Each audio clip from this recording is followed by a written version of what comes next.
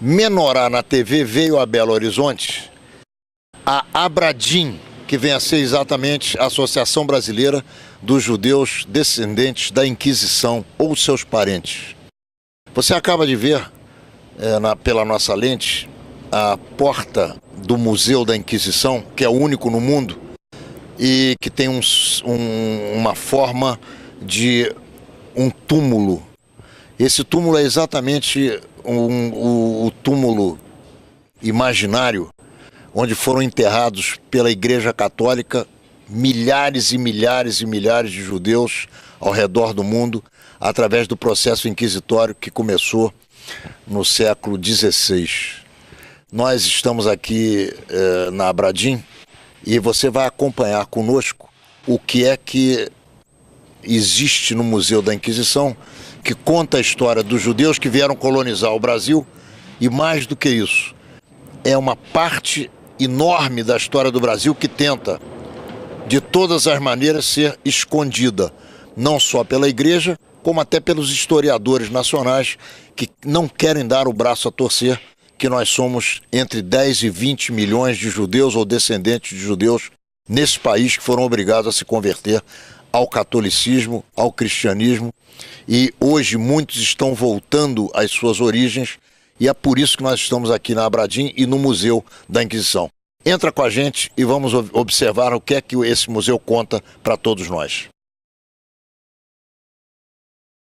Menorá é a revista judaica com mais de meio século de informação. Nesta edição, Tel Aviv e a sua história desde sua fundação até os dias de hoje. O culto judaico na virada do século XIX, o Yom Kippur com velas negras, povo nas ruas no Brasil e em Israel, e nossos colunistas abordando os mais variados temas. Assine Menorá e garanta a qualidade da sua informação. Estamos no único museu da Inquisição no mundo. A negação da existência da Inquisição é muito mais antiga que a negação do Holocausto. Existem no meio universitário professores de história que propagam a noção de que a Inquisição nunca existiu.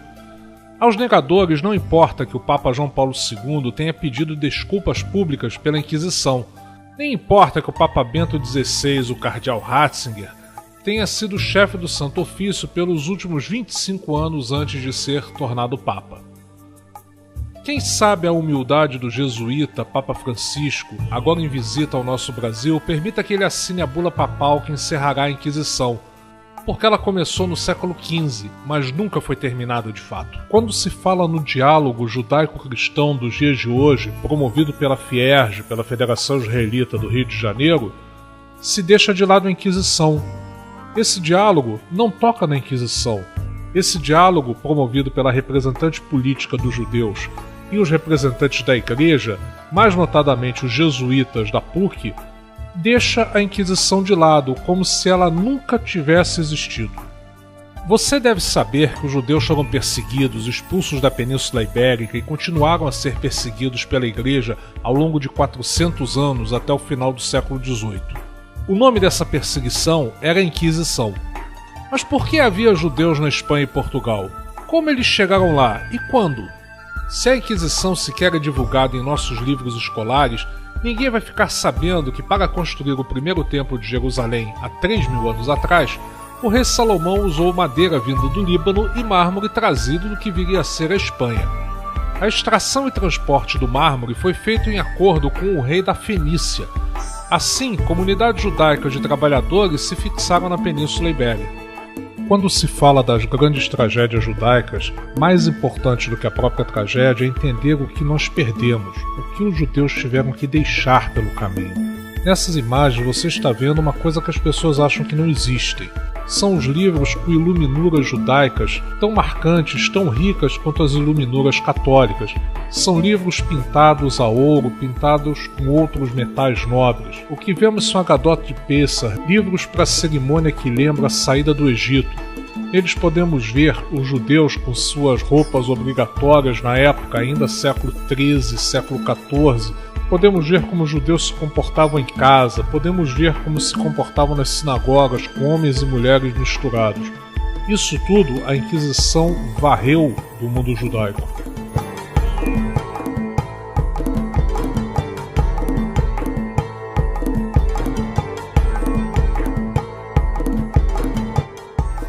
No século XV, os judeus compunham 25% da população da Península Ibérica. Os reis católicos Fernando de Aragão e Isabel de Castela enxergaram nisso um risco.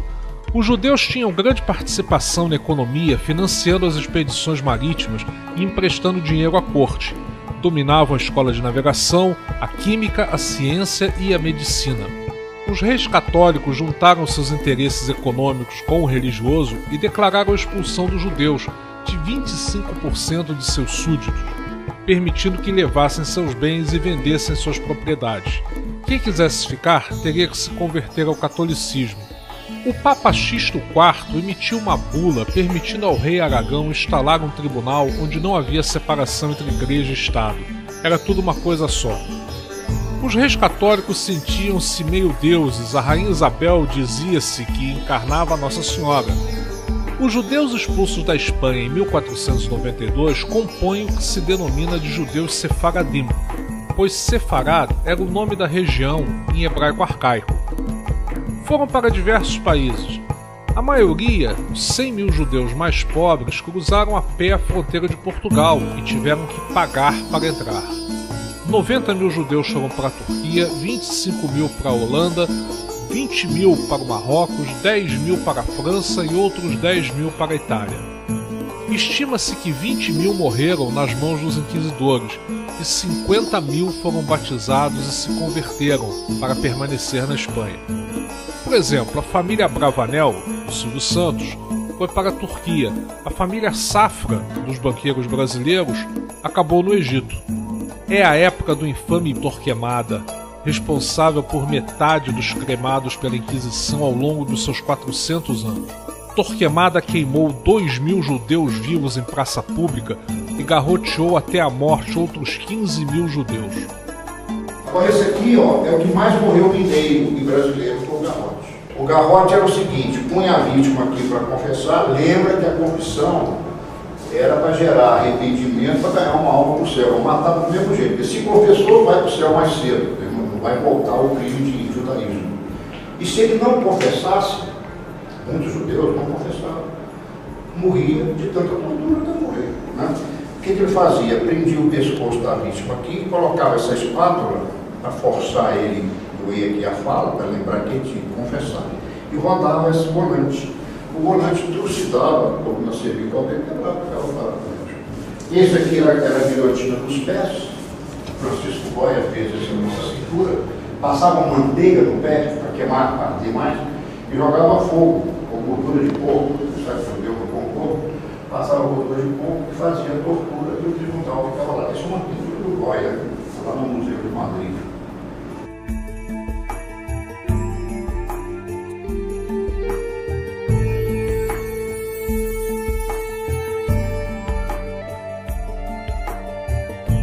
O mais antigo queimadeiro de judeus foi construído em 1481 no campo de La Tablada, na entrada de Sevilha. Os queimadeiros ficavam próximos aos depósitos de lixo das cidades para conter o odor da carne queimada e facilitar a disposição dos restos das vítimas. As gravuras oficiais da igreja nos mostram grandes eventos públicos.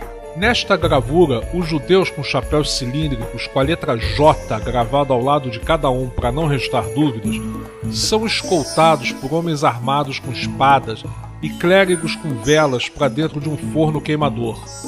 2 dos homens da escolta postam bonecos de judeus segurando imagens do diabo.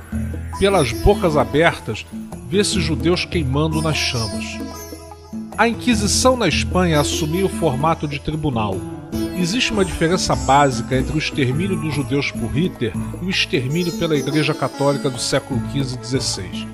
Enquanto as SS emitiram uma ordem proibindo a documentação do extermínio e o soldado que o fizesse iria para a corte marcial, a Igreja chamou seus maiores pintores e artistas para documentar os detalhes tanto em pinturas imponentes quanto em gravuras para os livros e mídias murais da época. A Igreja se vangloriava de seus tribunais e da tortura brutal dos judeus em nome de Deus e de Jesus Cristo. O rei de Portugal, Dom Manuel, casou com a filha dos reis católicos espanhóis, e parte do acordo nupcial foi a instalação da Inquisição em Portugal, exatamente para onde 100 mil judeus espanhóis tinham imigrado, fugindo da Inquisição. A nova rainha exige que os judeus de Portugal sejam convertidos e batizados. O rei de Portugal age diferente dos reis católicos e confisca os bens e propriedades dos seus judeus, que antes disso eram obrigados a pagar anualmente 20% de impostos sobre suas posses. Portugal não os expulsa, exige a conversão, o batizado de fé. No total do processo das Inquisições, a indicação é de que mais de 85% dos réus foram indiciados pelo crime de judaísmo. Feiticeiros, por exemplo, existem apenas 2 casos. Em Portugal, a violência da tortura dos judeus foi ainda maior que na Espanha. Na cabeça dos reis, eles estavam querendo acabar com o crime de heresia. Ao mesmo tempo, queriam passar a culpa para o réu. Se o réu, o judeu, confessasse através da tortura, eles, os réus, estariam mais ou menos inocentados daquele crime. Os reis estariam inocentados por terem acusado as pessoas certas, e os torturadores, padres, bispos e outros sacerdotes católicos teriam completado uma grande missão em nome de Deus. Uma alma sairia do inferno como herege e iria para o céu. Os judeus que conseguiram ser batizados na igreja tornaram-se cristãos novos e seus nomes foram trocados. Aos torturados pelos autos de fé não havia possibilidade de conversão, apenas a morte.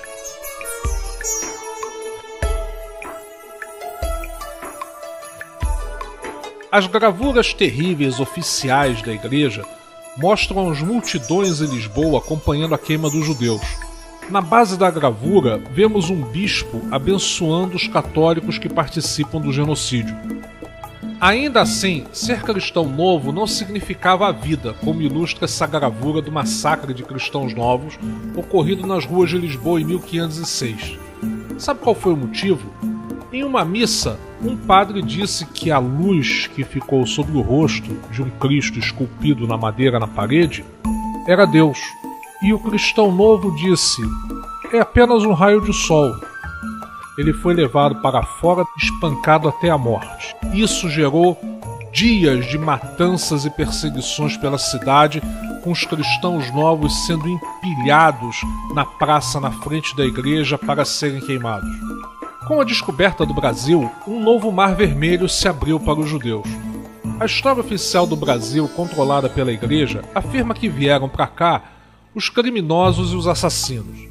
Na verdade, os acusados pelo crime de judaísmo, judeus e cristãos novos, portanto, de fato criminosos pela lei, e os assassinos não dos portugueses, nem dos espanhóis, mas os assassinos de Cristo, ideia que a igreja propagou durante quase 2000 anos.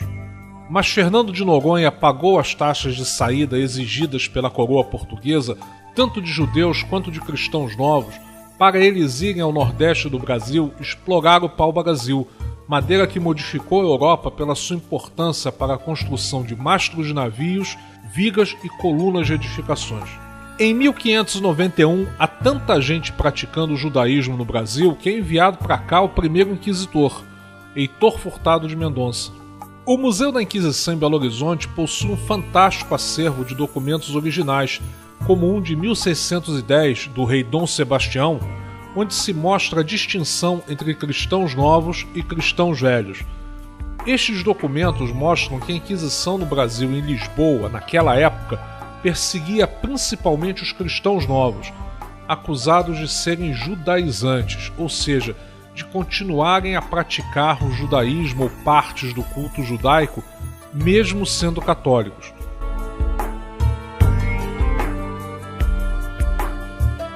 Outro documento é de 1738, o discurso de um cristão velho para provar que os judeus estavam errados e que deveriam aceitar a conversão.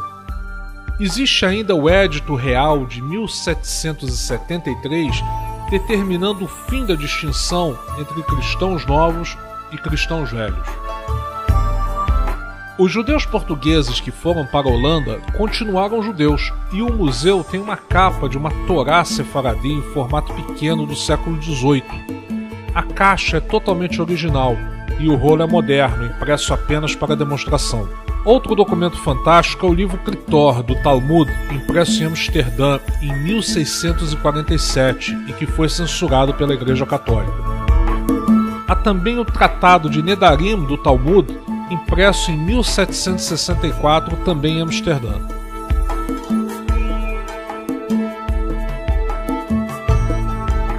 O Marzorro italiano, de 1887, é o livro de orações para o Ano Novo Judaico, Rosh Hashanah, o Dia do Perdão, Yom Kippur e Sukkot. Ele está escrito em ladino, com letras em hebraico. Como o Yiddish era a língua falada pelos judeus do centro da Europa, o ladino era a língua judaica na Península Ibérica. Portugal acabou com toda a memória de seus judeus, mas ela pode ser encontrada ainda hoje na Holanda. Um documento fantástico da coleção do museu é o Manual de Instruções do Sacerdote da Inquisição, impresso em 1632, escrito em latim, mostrando como investigar, como estabelecer os tribunais e como torturar. Os inquisidores viajavam com o livro, onde havia as especificações técnicas para os equipamentos de tortura que eram produzidos por ferreiros locais. Quando o inquisidor ia para outro lugar, os equipamentos ficavam à disposição do próximo. Marcelo Miranda da Abradim fez o mesmo e, com as especificações originais, mandou fazer todos os instrumentos de tortura exatamente iguais aos originais utilizados por séculos e que compõem a ala mais sinistra do museu. Mas é bom que cada visitante imagine as ferramentas de tortura da igreja sendo aplicadas em sua carne e na dos seus parentes, sem qualquer possibilidade de advogado, sem qualquer possibilidade de direito.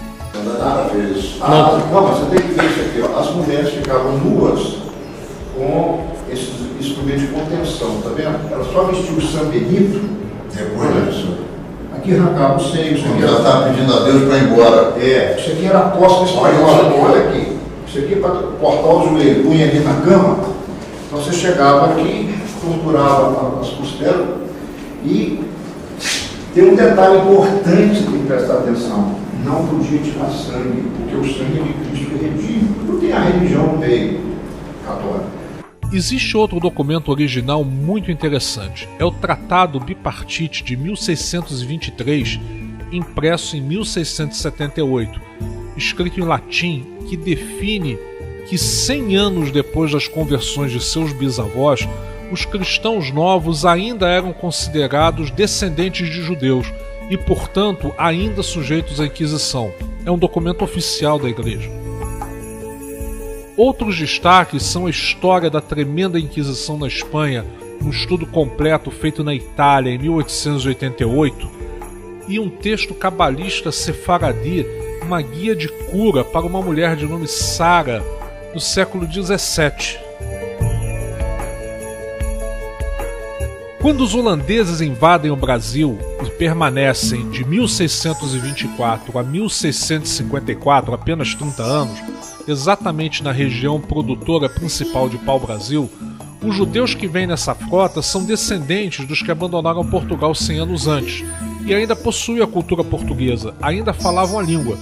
Se estabeleceram na Bahia, em Pernambuco, onde fundaram 2 sinagogas, a Carl-Zur Israel, ainda existente, a mais antiga sinagoga das Américas, e a pouco conhecida Maguen Abraham, escudo de Abraão. Nas atas das 2 sinagogas há o nome de todos os seus fundadores. O rabino era Isaac Aboab da Fonseca, e as atas foram escritas em português. Na terceira semana de julho desse ano, de 2013, na escavação de um túnel no Recife, foi encontrado um corpo sepultado de um judeu dessa época. É o enterro judaico mais antigo do país, com mais de 500 anos, garantido pelos arqueólogos da Universidade Federal de Pernambuco. O maior documento exposto é o segmento de um rolo de Torá feito em couro por sefaradim do século XVIII, com parte de Bamidbar, no deserto, e Devarim, números. Ele fica numa sala com grandes painéis que trazem os nomes e números dos processos da Inquisição dos judeus e cristãos novos no Brasil. De gente que foi só processada, de mortos, dos expulsos para Portugal. A presença dos cristãos novos em Minas Gerais é muito bem documentada. O número de condenações pela Inquisição apenas em Minas Gerais é impressionante.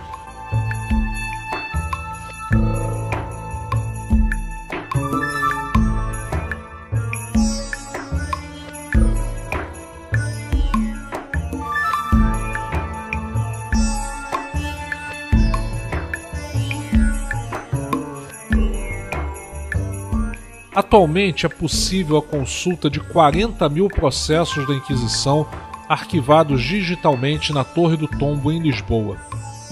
Em outro quadro estão os nomes dos 25 primeiros judeus brasileiros processados pela Inquisição de Lisboa antes de 1624. Alguns deles foram deportados para Portugal, onde foram queimados, como Antônio Félix de Miranda, o primeiro condenado brasileiro. Outros foram condenados à prisão perpétua ou ao uso perpétuo do traje de São Benito. Em outro quadro, vemos a lista dos judeus brasileiros executados pela Inquisição em Lisboa entre 1644 e 1748. 104 anos. O último condenado no Brasil foi Manuel Abreu de Campos, cristão novo da Bahia. Seu caso é bizarro. Condenado à morte, faleceu antes pelos maus tratos dos 3 anos em que ficou preso. A igreja então mandou fazer uma estátua em madeira que o representava e a queimou em praça pública em 1769. Entre as cópias de trajes de gala de judeus sefaradim do século XVII, produzidos com tecidos modernos, mas feitos na Síria, com padrões e técnicas semelhantes, há os trajes de São Benito, que em determinado momento os judeus passaram a ser obrigados a utilizar no caminho para a morte, para serem identificados pela população como judeus pagando por seus crimes. Algumas penas de morte e de prisão perpétua foram comutadas para uma obrigação de usar uma roupa dessa pelo resto da vida. Era o traje do circo montado pela igreja para que os católicos não tivessem dúvidas para identificar os judeus que iam ser cremados ou os judeus que iam ser humilhados pelo resto da vida. Já voltamos com o segundo bloco de Menorá na TV de hoje, no Museu da História Judaica de Amsterdã, com suas sinagogas portuguesas e espanholas, que são o legado dos perseguidos pela Inquisição na Península Ibérica. Não saia daí.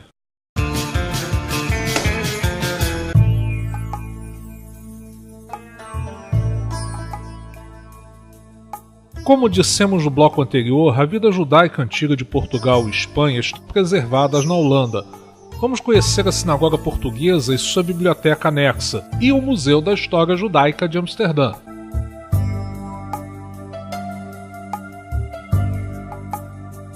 O esplendor dourado da sinagoga portuguesa de Amsterdã permanece até hoje.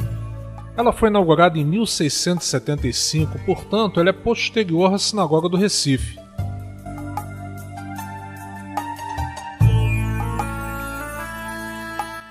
Seus bancos corridos bem simples contrastam com a suntuosidade dos candelabros e da própria edificação.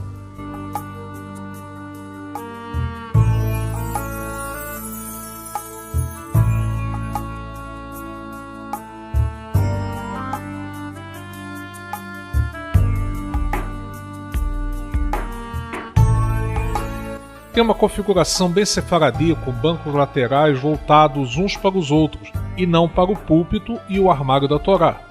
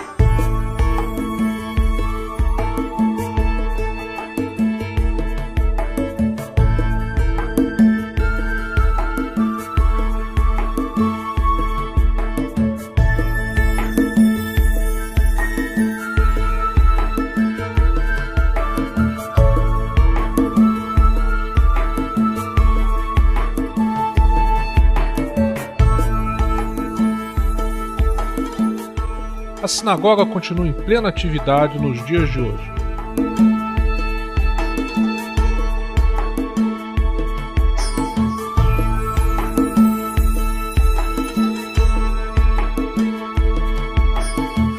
Junto ao prédio da sinagoga fica a biblioteca Etz Haim, Árvore da Vida, inaugurada em 1885 por Vitor Israel Teixeira de Andrade e José Leon J. Siqueira.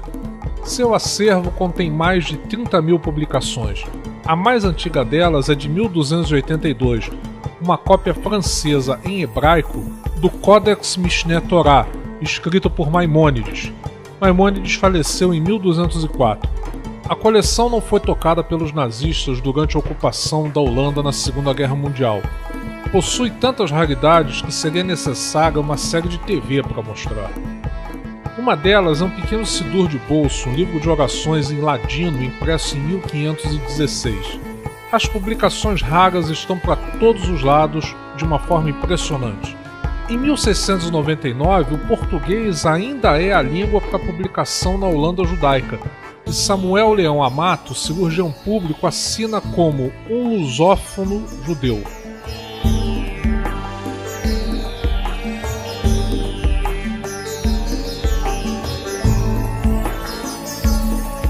A biblioteca possui uma pequena sinagoga diária, também construída em 1888. O museu preserva algumas pinturas mostrando o culto judaico português do século XVII. Os religiosos judeus têm uma aparência muito familiar para nós, orando com seus talitim, seus chales de oração.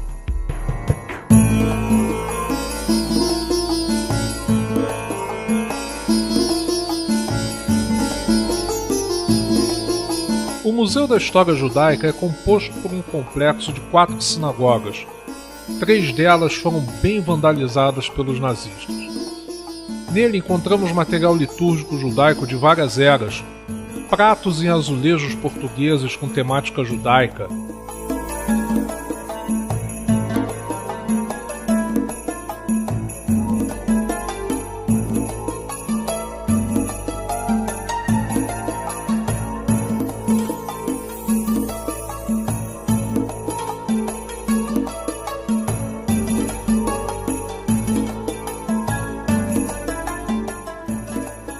Tudo que você vê no Museu Holandês é a mostra da suntuosidade das comunidades judaicas da Espanha e de Portugal antes de serem perseguidas, massacradas e roubadas pelos reis católicos. No museu está o que os judeus que conseguiram sair de Portugal levaram, deixando lá impostos pesadíssimos.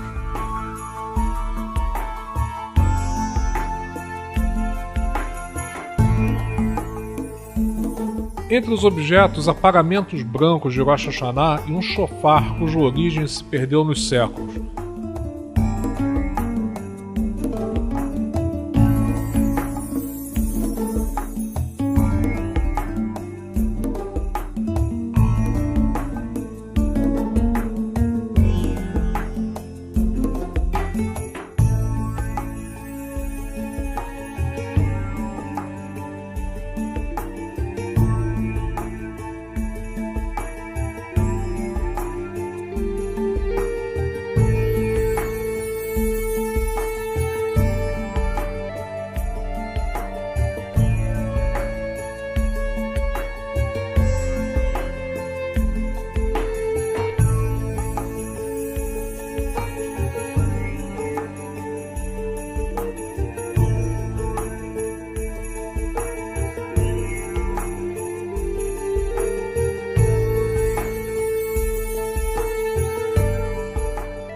Quadros representando grandes benfeitores e imigrantes forçados portugueses e de séculos mais recentes, e uma magnífica bimá toda em mármore branco da grande sinagoga.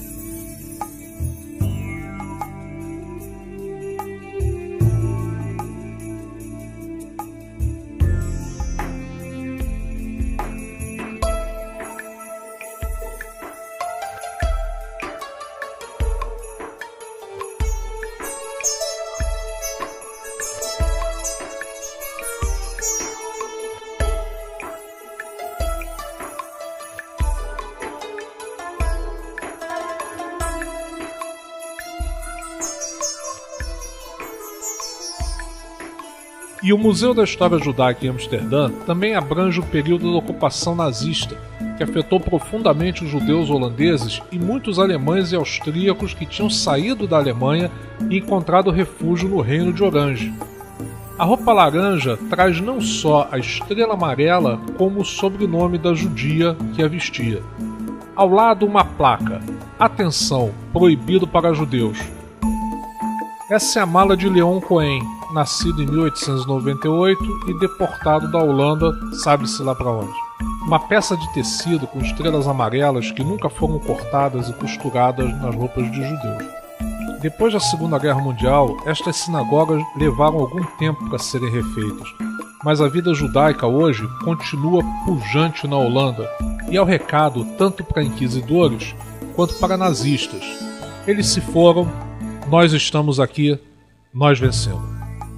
E no próximo bloco, Ronaldo Gomlewski entrevista Marcelo Miranda, o fundador e criador da Abradim e do primeiro museu da Inquisição no mundo que você está vendo conosco hoje. Menorá na TV está na Abradim. A Abradim vem a ser exatamente a Associação Brasileira dos Judeus Descendentes ou Filhos de Judeus Descendentes da Inquisição.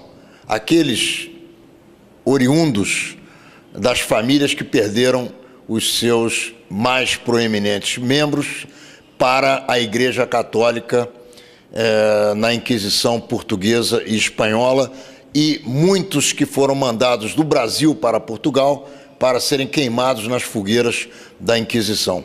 Esse museu da Abradim funciona em Belo Horizonte, e nós temos aqui o nosso queridíssimo Marcelo Guimarães, esqueci o seu sobrenome do meio. Miranda Guimarães. Marcelo Miranda Guimarães, que é o idealizador e praticamente o financiador do único museu sobre a Inquisição que existe no mundo, não é só no Brasil. Você conhece outro, Marcelo? Não, tem ideias que existe alguma coisa aí na América Central, mas eu pessoalmente não conheço. Talvez no Peru, fiquei sabendo que há também lá houve também um tribunal da Inquisição, mas eu não sei dar precisão, eu nunca visitei, não sei. Segundo a Anita Novinsky, eu estou sendo o primeiro, pelo menos. Qual é a finalidade desse museu, Marcelo? Bom, primeiramente, Ronaldo, é trazer à memória uma história não contada, porque o Brasil nasceu em pleno período da Inquisição, pleno período das fogueiras, e a Inquisição condenava, tinha o judaísmo e também os cristãos novos que foram obrigados a converterem ao cristianismo, ao catolicismo, melhor dizendo, como hereges. Então era o crime contra a heresia, né? Então o primeiro motivo do museu é mostrar uma história não relatada, mostrar também que os colonizadores do Brasil foram judeus cristãos novos que vieram com Fernando de Noronha e daí para frente, colonizar o país. Depois também temos um aspecto social, que é fazer uma inclusão social. E finalmente temos também, além das pesquisas, de ajudar os descendentes marranos, o Anusim, o Obnei Anusim, como quiserem chamar, de conhecer a sua própria história, e aqueles que desejarem restaurar teriam um acervo, um documento que possa auxiliá-los nesse resgate da identidade, não de religião, mas de identidade de um povo, o povo judeu. E, finalmente, eu creio que é muito oportuno dizer que o museu também tem um caráter de colaborar com o combate à intolerância, principalmente religiosa. Eu vou me permitir fazer, não é uma correção, mas um apelo. Eu acho que nós não devemos falar em intolerância ou tolerância. Por quê? Quem nos tolera nos considera inferior. Então, na verdade, nós estamos lutando contra o preconceito e contra a discriminação. Você concorda comigo? Concordo plenamente. O preconceito, e isso é histórico, né? Estou mais no caso de Israel, desde a época de Moisés, desde a época da travessia do deserto, já havia seus actos inimigos que não os tolerava, na verdade, era uma grande acepção, uma exclusão, né, da minoria judaica. Ô Marcelo, quais são os próximos passos e o que é que você tem como objetivo daqui para frente, na medida em que o museu já está sendo frequentado, e muito bem frequentado, inclusive por alunos de universidade, de escolas públicas e das escolas privadas aqui de Belo Horizonte? Bom, nós vamos crescer em etapas. A primeira agora é a mecanização, a automação do museu em espanhol, alemão, francês, até chinês. Nós queremos ter esse programa, esses programas são fáceis de aquisição, porém caros. Nós já estamos olhando isso. Depois vamos crescer, talvez temos que precisar fazer um segundo andar aqui ou mudar dessa região. Aqui você está numa região que existem museus, a região da Pampulha, com o Museu das Artes, né? Terceiro, temos que ter um recurso, um reconhecimento pelo Ministério de Cultura, porque nós somos também um museu de história cultural do nosso país, das nossas origens, né? Resgatando a identidade do povo brasileiro e mineiro. Então, queremos também uma ajuda do governo, quem sabe ampliando o acervo, né? Que podemos mostrar a toda a sociedade. E um projetinho que eu tenho no meu coração é levar esse projeto às escolas, enquanto as escolas, uma lei federal, onde se tornaria obrigatório, talvez obrigatório ou recomendado, incluir nos livros de história brasileiro a história dos colonizadores judeus, cristãos novos, que fizeram esse país e que não são nem sequer mencionados nos nossos livros de história. Ô Marcelo, quantos judeus seríamos nós no Brasil se a Inquisição não tivesse existido? Essa é a coisa mais difícil. Esse é um número que já foi ventilado por vários historiadores. Eu vou me basear na doutora Anita Novinsky, ela é mais otimista. Ela chega a falar que até 10% da população, isso daria aproximadamente 20 milhões, se não tivesse aquisição, ou melhor, que são descendentes, que estão aí correndo nas suas veias o sangue judaico. Eu, vim de uma área matemática, eu sou mais conservador, eu tenho minhas próprias contas, minhas próprias fórmulas, eu calculo, pessoalmente, perto de 10 milhões é possível de descendentes desses judeus colonizadores do Brasil, chegar até 10 milhões. Mas há quem diga que não passamos de 5 milhões também. Então, ficaria de 5 a 20 milhões, é o número que eu tenho, pelo menos, de dois grandes historiadores. Olha, essa tua iniciativa é pessoal e é praticamente levada nas costas por você, por alguns adeptos das suas ideias e pelos seus filhos, pelos seus familiares. Sim, sim. Como é que você pretende dar continuidade histórica e longeva a essa tua atividade? Quais são seus planos nessa área, nessa direção? Bom, primeiro, o museu é uma fundação. Ela é sustentada até então por uma associação, que é a Associação dos Descendentes Judeus da Inquisição Brasileira dos Judeus, e, por incrível que pareça, nós estamos chegando a 1.000 associados. Nós não temos interesse lucrativo, mas também nós estamos conscientizando os associados que nos deem contribuição. Hoje, há uma taxa simbólica de R$ 70 por ano para o indivíduo ser sócio, fazer parte da associação, usar o museu, usar assistente de pesquisa. Então, com isso, nós vamos ter recursos, né? E agora, mais do que recurso, eu acho que meu propósito, meu ideal, é fazer essa história, é trazer essa justiça social, diria assim, histórica e social, né? E também um tanto religiosa, ligado que o povo judeu tem uma religião, quer dizer, tem uma cultura, tem uma mensagem a passar, tem uma filosofia, uma ideologia. Então, estou mais preocupado com essa resgate de uma identidade de um povo. Por que você se envolveu com esse tema? O que instalou na tua cabeça em algum momento que você enveredou por esse caminho? Primeiro é o seguinte, é uma coisa pessoal, começou pessoal. Eu, com 13 anos, os tios, por parte de mãe, disseram que nós éramos cristãos novos. E eu não sabia cristão novo, então tem cristão velho? Eu fui pesquisar isso, mas eu não dei importância disso. Só depois, mais tarde, quando eu visitei Israel e fiquei conhecendo a história aqui dos sefaraditas, espanhóis, é que eu falei, então, tem uma ligação de cristão novo com a Inquisição. Foi aí que eu comecei a pesquisar e fui adquirindo um acervo pessoal. Hoje eu doei para a associação cerca de 400 livros, né, sobre a Inquisição, livros antigos e tal, e nasceu esse interesse. E aí eu me perguntei a mim mesmo, bom, se eu sou um desses cristãos novos, e que existem mais de 40 mil processos na Torre de Tombo, Lisboa, então tem milhares e milhões como eu. Por isso eu criei a associação e já apareceram 1.000 até agora, pelo menos contando a sua própria história.